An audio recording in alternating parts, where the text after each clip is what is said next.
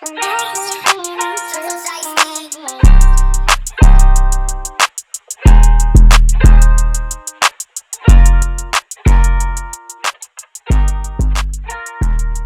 and welcome back to another episode of the Content Podcast. I know some of you might be getting a little bit annoyed now with the amount of Manchester United content I'm putting out, but considering how crazy things are off the pitch, never mind on the pitch at the moment, it'd be rude not to, and it'd certainly be rude not to reach out to this individual. He's actually making his second appearance on this podcast, which is quite funny, which I'm sure we'll get to later on in the podcast. But this guy's been absolutely across not only the Man United takeover, huge kudos for him, not just for his career, but especially for the Chelsea takeover when that was happening, which feels like a lifetime ago now. But yeah, he has certainly come to the forefront of one of the most reliable journalists out there, especially for me. So without further ado, Mr. Ben Jacobs, how are you, mate? And please take me through how stressful has it been to try and cover things like the Manchester United takeover? Great to be here and come on again. And to be honest with you, takeovers are something that, because they take time and are business transactions, are in many ways easier than transfers. They're more frustrating, of course, for Manchester United fans in this case. And people tend to look at them like transfers. So they want instant answers, black and white. They want to know a favourite, an amount, and then why the deal hasn't been done if there is said favourite and said amount. But from a journalist point of view, it's actually a little bit easier. It's more time consuming, but you naturally are talking to a different type of source and understanding the transactional element and the process, which is a little bit more rigid. And I think what's atypical but intriguing about Chelsea and Manchester United is that due to the way the processes are framed via Rain Group, who did both takeovers, Chelsea obviously complete, Manchester United ongoing, you get a range of suitors, which does create this competitive tension. Whereas covering a standard takeover, and I've done many, they have their hurdles, of course, but you can often get to the bottom of the situation quicker, simply because there is traditionally a group or a leading group, and then a variety of steps that are quite predictable, whether it's talks to exclusivity, and then, of course, once you have an agreement, owners and directors tests, and Newcastle United fans will tell you that that was very complicated in their case. But I don't find it particularly frustrating as a journalist, because you know how to get the information. And because, as I say, it is a business transaction, there's often a roadmap behind it. But where it's frustrating for Manchester United fans is they want the Glazers out, and they feel like since November, nothing has moved as quick as they would have liked. Without a doubt, and as a Manchester United fan, I can certainly vouch for that. But as you say, you know, it's almost magnified, isn't it, a little bit? Well, certainly a lot, especially when it comes to teams like Chelsea and Manchester United, because of the magnitude of the club, because of how important and how high their status is with not just domestically, but obviously across Europe. So I think you know, there's plenty to sort of digest, and I think, to be honest, we could spend all day really talking about the ins and outs, but we'll try and sort of cover the main areas of concern, if you like, for Manchester United fans. So obviously, you know, you tweeted, I think it was around 4 or 5 days ago now, that Man United, obviously the sale process will be entering the third round of bidding.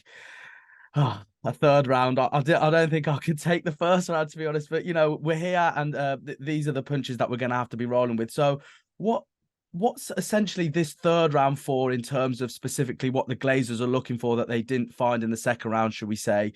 You know, obviously the first answer that jumps off the page is finances, but, you know, I'm sure you'll explain a little bit more. And will this definitely be, to the best of your knowledge, the final round of the bidding process? It will. And I think that when people look at third round, we should be very clear. First round was from expression of interest to indicative offer. So even though there is an amount, it's very much non-binding and changeable, and you have to start somewhere.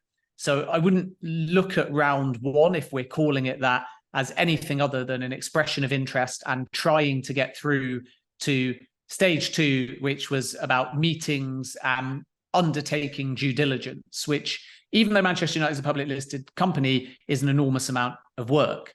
So then from there, with a high volume of suitors, and the Glazers and the S in Glazers is important, not necessarily at that stage having a unified front, it's no real surprise to me that you go from indicative to a first real concrete offer to another round. The other option would have been a preferred bidder in an exclusive period, but that would be contingent upon, one, the Glazers being unified in whether they want outright or minority, and then two, the price being met. So the third round of bidding will crystallize the process and in essence will understand, one, whether the suitors are prepared to meet the Glazers' so-called valuation, which has never explicitly been said to them, or two, whether this is just an extra step to create competitive tension. So the Glazers may already know who's the most likely group, but they can have their cake and eat it this way. You can see whether the bids go up, you can create competitive tension, and because in essence, the due diligence is ongoing, and before April's deadline at the end of the month, on the last Friday of the month, April the 28th, prior to that, there's a due diligence deadline, which is not for completion of due diligence, but it is a soft deadline in which groups have to approach Rain Group to ask any further questions or request any other information. So what that tells you is that we're slightly transactionally backwards here, in the sense that the groups are being asked to undertake due diligence to the best of their ability, make a final offer, and therefore, if the Glazers choose to proceed with anything, a lot of the legwork that we, in a standard takeover, associate with the final stages and the period of exclusivity is being done during this stage. And that can be seen as arguably a plus. So everybody is interpreting third and final round as extra and somehow unexpected. But if during the third round, aspects that you would associate with the closing of a deal in terms of due diligence are being done concurrently, then that final offer isn't likely to change as much. Whereas in a standard takeover, in the period of exclusivity, you often get further back and forth and negotiation and haggling over the price. So therefore, even though there is a third round of bidding, we may not have to enter into a period of exclusivity after this, or if there is one, it may be relatively short. So there is still a chance that this gets done between now and when the transfer window opens, if the Glazers choose to proceed. So on the one hand, you can say very simply, it's another stage, it's the Glazers looking for even more money and creating competitive tension. But on the other hand, you can say that the groups are getting very advanced, even though there are multiple ones still left in the process. And as a consequence, when they make their final offers, they may say, we're just going to stick to our guns because we've had all of the information before making that final offer. We had a lot of that information before making our second offer because Manchester United is a public listed company. So the due diligence can be done to an extent without Manchester United sharing too much. So it becomes a bit of a game now. Do the suitors stick to their valuation? And then is it the Glazers who ultimately have been bluffing about what they supposedly want? Or are the suitors actually prepared to go higher? And will that manifest because there are multiple groups still in the race? So they feel that they have to, because it's ultimately their last opportunity to do so, billing it as a final offer and keeping multiple groups within the process can create that feeling that if you don't go up, then somebody else might, and that might cost you the opportunity to own Manchester United. So there's a lot of gamesmanship, but gamesmanship doesn't necessarily categorically equate to a delay. And then the last thing I'd say is that we should look at the process in two ways. One is Rain Group getting to the point of deciding if there is to be a either new owner or investor in Manchester United. And that can be done by the end of May. But then there is the, how do you get from that being decided to actually getting the keys to Manchester United? And that's where I think the groups are more concerned about where we're at versus where they need to be to get in by day one of the transfer window. Because once they've agreed something with the Glazers, they still obviously have to satisfy UEFA, pass the Premier League owners and directors test, And if, in the case of 𝗖𝗵, 100% of the club is desired and they want to proceed with that instantly, there's other things they need to do that could add weeks to the process. Now, to only get control and the Glazers 69%, which is what 𝗧𝗵𝗪𝗀𝗀's starting point is, that is one aspect. And technically, the groups could do that. And then in the case of 𝗖𝗵, if he wants 100%, as he said, he could start that process with the Glazers 69%. So they don't necessarily have to be hand in hand before that group can start. But this isn't only about, I suppose, what I'm saying, a process with Rain Group and winning that tender, if you like, after you've won the tender and you're at the point where you've agreed a price, you still have to do all of the other box ticks. And those are the things that, even if they only had a week or two, can obviously start to make you sweat as far as whether you're going to be able to control the football club by the time the transfer window opens, which is naturally what any bidder, particularly an outright one, would want.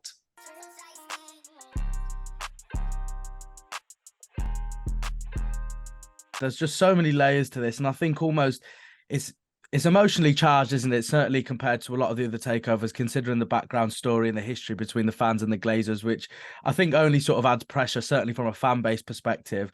What I think ultimately really is the question. And look, everyone has their own personal opinions on whether they prefer someone like 𝗖𝗵 to come in opposed to 𝗧𝗵𝗪𝗀𝗀 or vice versa.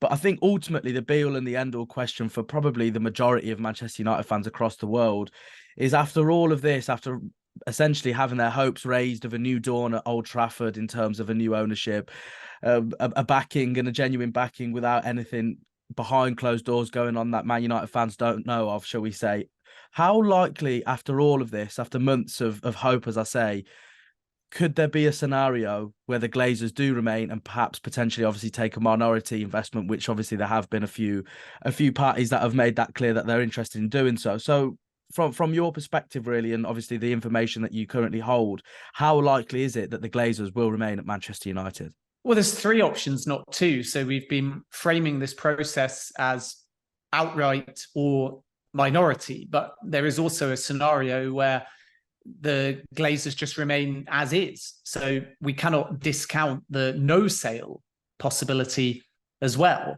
And that would be very worrying from the perspective of Manchester United fans, because not only would they be left with the Glazers, but the Glazers plus no additional investment. Now, no sale, we have to be clear, doesn't mean no sale indefinitely. It just means that this process has yielded no sale. And then naturally, there would have to be quite a long period before they went back to market, because all of the suitors that have expressed interest would be highly frustrated. But when I talk to the outright groups or those close to them, there is a real feeling that it will be full sale or no sale. So they believe that minority investors are bluffs to create competitive tension. And faced with full sale or no sale, the Glazers are in a very difficult position, which is why I think the outright groups remain confident that there will be a new owner of Manchester United. That is the most likely scenario. Of course, we have to be clear that an outright group that wants to buy the entire Glazers stake and beyond, in the case of 𝗖𝗵, are never at this stage going to express a lack of confidence, because they're still in the process and it's getting to the business end. So the last thing they want to do is show skepticism that was maybe a bit more apparent before they had their meetings at Old Trafford. But it is just worth pointing out that you can have that scenario where the Glazers simply say, we were determined sellers, we wanted an outright sale, the price wasn't met or the deal wasn't right, so we're ending this process. That can't be discounted. And once again, the outright bidders feel that it's going to be full sale or no sale. And then the other option, as you say, is that the Glazers try and stay with minority investment. And we know that Elliott and also Carlisle are both there, but it's quite vague at this point as to what kind of stake they want, or whether they are thinking about partnering with the Glazers or potentially another group. And the last thing is that takeovers are supposed to be secretive to some extent, and it may benefit those like Jim Ratcliffe or Sheikh Jassim to come out and say that they're bidding, because Ratcliffe has made it very public previously. So of course he was going to reiterate that. And then with Sheikh Jassim, he had to come out, because otherwise we would have just associated the bid with mystery and Qatar. And obviously that is problematic in terms of optics. And also, I think that we saw with Chelsea, popularity is an aspect. I don't think it's as important as it was with the sale of Chelsea, because Roman Abramovich was also looking to leave a legacy, because he was ultimately forced out of the football club due to the war in Ukraine, whereas the Glazers probably don't mind if they sell outright who takes over from them. As long as there's proof of funds and all of the boxes are checked, then they'll take the highest price if they're to depart the football club. But with Jassim, because it's a long process, I think it was very clever of him to come out, because suddenly we go from a Manchester United fan in Sir Jim Ratcliffe with a group that has a history in football versus Qatar. And what does Qatar mean? Is it Qatar and Sovereign Wealth Fund? Is it Qatar and Royals? Is it Qatar and PSG? Lots of speculation, and it becomes very faceless. And Manchester United fans might, in some ways, like the idea of just Qatar, but I think they much prefer Sheikh Jassim, Manchester United fan, 100%, debt-free, 9-2 foundation, nothing to do on paper with a public government-run sovereign wealth fund. Now, as journalists, we have to have scrutiny, and we all understand that everything in Qatar comes from the Emir. So we must investigate both sides. And Sheikh Jassim still has to ultimately explain over time, if he's successful, who else is on that 9-2 foundation and where the funds come from. But both of them had to go public, because it was ultimately a reiteration from Sir Jim Ratcliffe's perspective that he was in the race, because he'd said so many times he wanted Manchester United before the process started. And Sheikh Jassim had to counter the speculation around who was going to bid by making it clear that he's a private individual. And once again, we continue to investigate whether it's his money or anybody else's, and what the links are back to QIA or the Emir or anybody else. And that will come over time. But there is also a possibility in the more secretive world of takeovers, for those that don't see brand benefit coming forwards, that behind the scenes, they've been taking meetings and are ultimately doing something secretive because it's not in their interest to come out. And then over time, if they become credible and serious, that's when we start to find out about them. And with Chelsea, this was the case with 𝗍𝗵_𝘁𝗀𝘁, who was the so-called mystery bidder of Chelsea. And up until about this stage of the process, he was very quiet and secretive and unknown. And then eventually, because he was shortlisted and had to engage with the Chelsea Supporters Trust and the wider fan base, that's when we found out about him. And I say that because there is actually another option in all of this. So there's full sale, there's no sale, there's minority investment. And most that are close to the process or connected to those we know about still feel like a full sale is very possible. But there's a halfway house that nobody's spoken about as well. And that is laddered or ratcheted investment. And what that means, like 49ers Enterprises at Leeds United, is you come in with a stake now that is minority, but you have a contractual obligation to get control of the club over time. And the advantage to the Glazers of that might be, if they don't get the price they want now, they may cede a small percentage of the club, or a minority percentage, with a contractual obligation to increase that over time. So it's still a way out, but it's laddered over time. And then it gets complicated because there's lots of ways of doing that. But one way of doing that is to put a variable rate on the purchase as you increase your stake. In other words, if the Glazers are genuinely of the belief that the club will go up over time, then your first 15% might be at a rate that the Glazers didn't really want to sell at, but it just could be the best that they can get right now.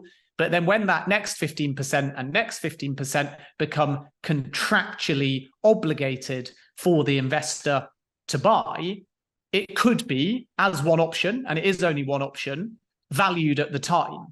And as a result, if the club has gone up in value, then the Glazers may get the price that they want for each of those increases in stake to eventually cede control of the club. So that's another option. Now, I'm skeptical about it because it would require probably multiple groups pairing together, or one group coming in as a minority investor now, making it crystal clear that their intent is for control of the club rather than only a minority stake. And we haven't really heard those whispers yet.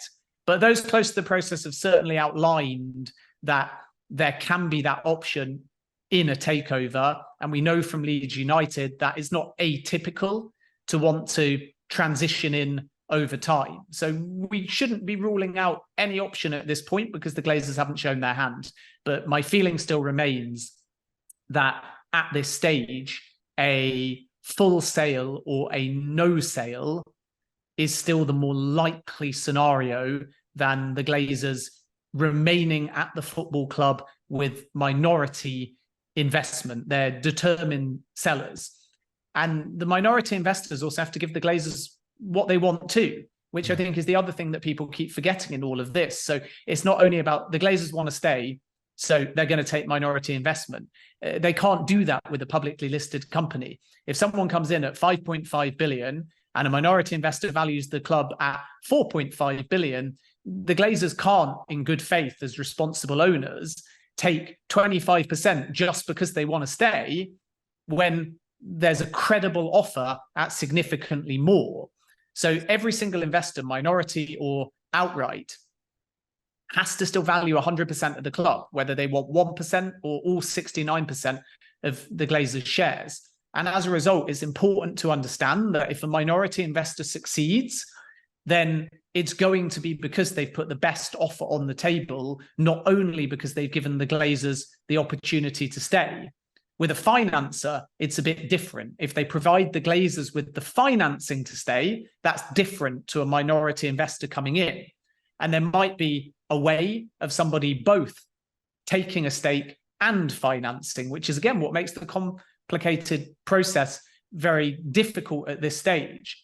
So the next step will be about, one, the Glazers showing their hand, and two, the actual value of the football club being apparent. And this is the point at the end of April when we find out whether or not the Glazers are bluffing on the amount they want, or the suitors are bluffing on the amount they're prepared to bid.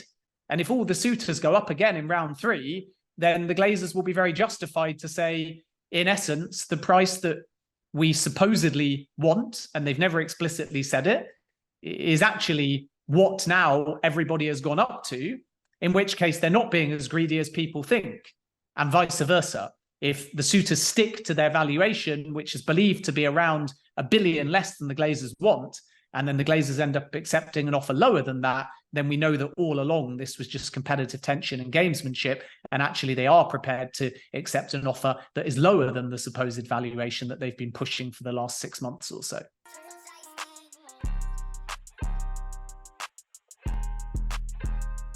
Yeah, I think, before this takeover, I did quite enjoy going to the casino and having a little bit of a game. But I think after all of this takeover, I don't think I need to, with the amount of cards that are being held very close to people's chests in this situation. And look, at the end of the day, no matter what your personal feelings are towards any parties within this takeover, you can understand it. It's not for a second-hand pair of trainers, is it? It's for arguably the biggest sports club in the world, especially with the figures being thrown around. So what I did really want to sort of ask you, a situation really across this takeover, obviously the Rain Group have been at the forefront of obviously trying to get this sale over the line. And as Manchester United fans, we hear Rain Group a lot, whether it's new information or just people sort of reiterating the information that's already out there. But what I wanted to ask you really is, in terms of this process, in terms of all the months that have gone by, how much of the decisions being made, whether it's been the second round decision or the third round decision, or anything sort of to do with this takeover, how much has come from the Rain Group opposed to the Glazers making their own decisions in this process? Well, Rain Group are just there to facilitate, and they're experts at doing so in terms of making it a rigid, structured process. And they obviously have good relationships with global investors, and as a consequence, they can establish who is credible and not So if we put it in the most simple terms, and bear in mind I'm being quite superficial here, but I think it's the best way of explaining it to those that just want a top line explanation. When you have a job, what happens? HR put out an advert, they do a screening, and then if you're successful, you get put through to the line manager or the hiring manager. And it's essentially the same with this, that Rain Group are there to create the sale description and to put a process that they believe will yield the result that the Glazers are looking for. And then they filter out anybody that they don't think is credible, at which point the Glazers start to get more involved and digest the most serious candidates. And then once again, as per a job interview, Rain Group come in and have engagement with the suitors and make sure they've got everything that they need. Due diligence is a big part of all of this. They set whatever deadlines are there, much like HR would set a deadline for applying for a job. And then the final decision is taken by the Glazers. So the only real difference is that sometimes when you have HR versus a job, HR don't always know the ins and outs of that department, which is why the line manager would come in and make the final decision, and HR questioning might be a bit more vague. Whereas here, Rain Group are experts and they've done the 𝗖𝗄𝘀 process and learned things from that as well. So they also understand things like market valuation. They also understand how to mediate to an extent between potentially suitors and the Glazers if necessary. And that's not to say they're there in a room with the Glazers on one side and a suitor on the other side. The Glazers haven't really held too much, if any, face-to-face direct engagement. So Rain are there to facilitate, and the Glazers are there to decide. And then on top of that, what makes it more complicated than the basic analogy I've given is that Rain are also there to advise. So facilitating suggests they set it up and then the Glazers decide what they want to do. And that's true to an extent, but Rain are also trusted. And as a consequence, because of their expertise, there may also be an advisory capacity where Rain could turn around to the Glazers and say, we're representing you in this process, and we think that this is as much as you're going to get. Or alternatively, we think that you can get more. So it's a two-way process because the Glazers' opinion is the most important. And if they're unified and they demand an amount and they're stubborn about it, then Rain have to relay that and frame the process to try and get that number. But if the Glazers alternatively, and this is the key thing that has been a mystery, say, listen, our end goal now is to get out. And of course, we want the highest possible price, but we're there or thereabouts. And our end goal is 100% to sell, or our end goal is 100% to stay. Once they've made that decision and we're in deep into the process, that's where you might find that Rain advise and Rain use their trusted expertise, as will the Glazers' personal advisors as well, to say, okay, I think we're there. I think this is a good deal for you. Or alternatively, I think you can get more. So that's the sort of structure. Rain are there originally to filter and facilitate and engage with the suitors, and also to kind of work with Manchester United's senior leadership team away from the Glazers. And then when you get further along in the process, the Glazers come in and they digest the offers and they feed back. And then after these final offers, we'll find out whether the Glazers become more authoritarian almost and take full autonomy and just say, okay, thanks very much, we'll let you know what we want. Or whether it becomes Glazers and Rain collaborating and saying, okay, what's the next step here? Is this a good deal? Is this a bad deal?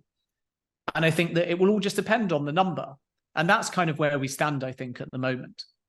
Yeah, do you know what? I think it's certainly a situation that I think because obviously, as I keep mentioning throughout, there's a lot of strong feeling towards the current ownership from Manchester United fans. And I think this will certainly be a situation, irrespective of who takes over, that won't exactly finish as soon as the Glazers leave, because at the end of the day, there is still a lot of cleaning up to do from the current ownership, whether that's on the pitch, the individuals who are in charge off the pitch. So I certainly don't think this will be a situation, let's say, for example, if a deal does get confirmed, that's it, then it'll all be finished in terms of the Glazer reign, shall we say. But to round up sort of the Man United takeover conversation, just before we get a little bit onto yourself, because I do really want to make the most out of an opportunity to talk to someone like yourself, to sort of pass a message of inspiration onto the up and coming journalists out there. But very finally, in your opinion, which we do have to make clear in a situation like this will be your opinion, not anything else. How will this play out in the next couple of months? Where can Manchester United fans hope to be in, as I say, your opinion?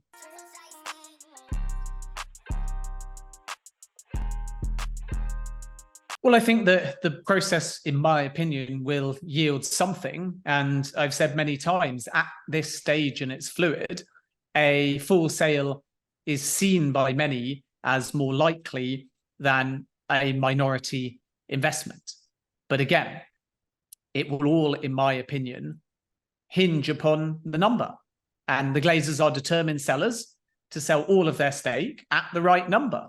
And we are yet to understand whether they are too high in their estimation of that number, or alternatively, the suitors are the ones playing the games and will get closer to it, because it is believed to be market value.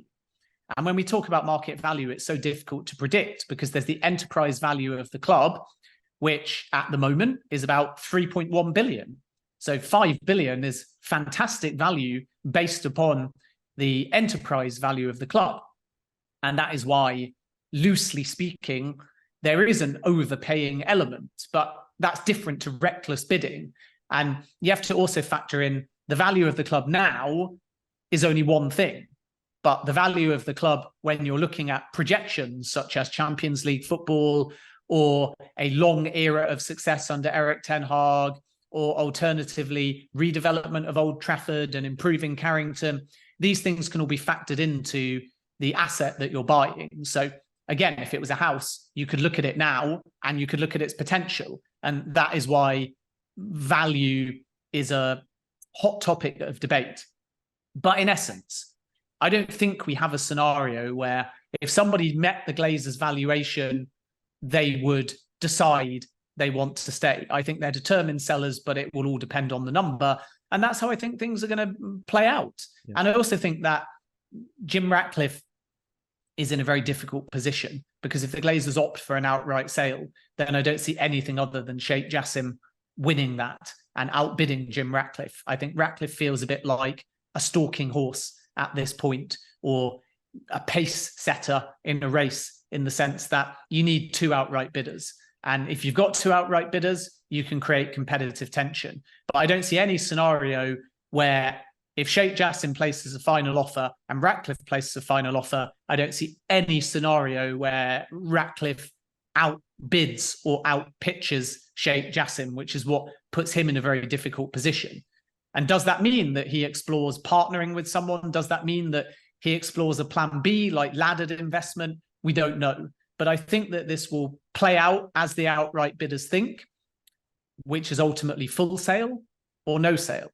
Yeah, it's I'm not really sure from a Manchester United fan perspective how to sort of feel for that. I think the first bit of the sentence of full sale certainly sounds a lot more appealing than the second part of the sentence. But as I said, well, firstly, thanks a lot, obviously, for taking the time out to speak all things Manchester United. I'm sure you're probably sick to death now of all the questions and stuff that you've been asking around such a hot topic. But we are running out of time. But I did really want to just speak about your journey a little bit. To be in an established position that you're in at the moment, really, in such a competitive field, it requires nothing but hard work and dedication to something that you've got massive passion for. So I just wanted to have your answer really on a split question, if you like. Sort of just take us through briefly, what you've gone through to sort of get to the stage that you're at now, which is a massively established journalist who I think many people turn to in times like this for a bit of reliability and reassurance, if you like. And also, if you were to have a bit of advice to the next generation, the up and coming sports journalists of the world who may be listening to this, what would that piece of information be to really, you know, reach the dreams and get to the forefront of a, as I say, a hyper competitive field? Yeah, it's a good question. I think that the first thing to state is that stories come along constantly. So it's about finding an area of expertise.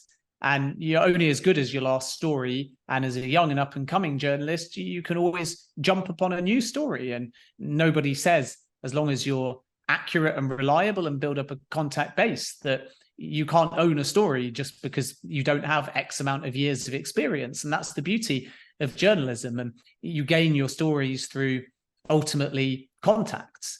So the bit of advice I always give, which I think is important, is value the contact over the story. And in this modern age of social media, we see a lot of people jump the gun and want to put out things for headlines or go to only one source and not necessarily take a gamble because that source might be trustworthy, but it still might only be one side of the story. And even if you're right on that one side of the story, have you gone to the other side? And if you don't go to the other side, how are they going to interpret that? And are they going to feel like they were not given the opportunity for a fair response? And then when you need that other side later down the line, it might come back to bite you.